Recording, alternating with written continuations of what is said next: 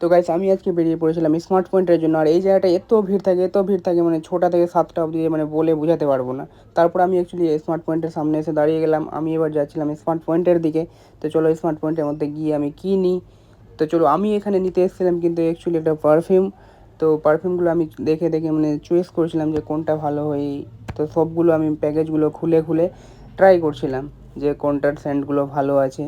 তো আমাকে তো সেরকম ভালো চয়েস হচ্ছিল না, বাস কোডের মধ্যে এই পারফিউমটা আমাকে সবচেয়ে বেস্ট লাগে আর আমি এটাই ইউজ করছিলাম, তো আমি আবার ওটাই নিয়েছিলাম। তারপর দেখো এই দিকটাই মানে পুরো ফাঁকা ছিল, কারণ প্রচুর রাত হয়ে গিয়েছিলো।